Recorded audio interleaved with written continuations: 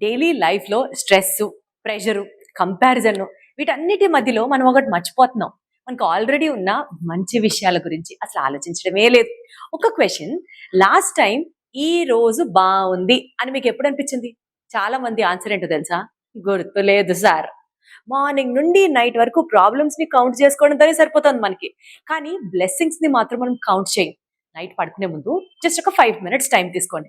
Diary open చేసి ఈ రోజు జరిగిన 3 మంచి విషయాల్ని రాయండి. చిన్నదైనా పర్లేదు.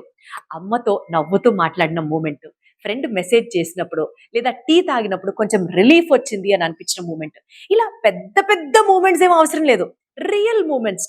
ఇది డైలీ ప్రాక్టీస్ చేస్తే మీ బ్రెయిన్ నెగటివిటీ నుండి పాజిటివిటీని సర్చ్ చేయడం స్టార్ట్ చేస్తుంది. స్ట్రెస్ తగ్గుతుంది. నిద్ర బాగా వస్తుంది. మైండ్ కామ్ అవుతుంది. గుర్తుపెట్టుకోండి, హ్యాపీనెస్ అంటే లక్ కాదు. అదొక ప్రాక్టీస్. గ్రాటిట్యూడ్ ఒక హ్యాబిట్. మీ లైఫ్‌ని సైలెంట్‌గా చేంజ్ చేస్తుంది. ఈ రోజు నుంచి నైట్ 3 విషయాలు, మంచి విషయాలు రాయడం మర్చిపోవద్దు.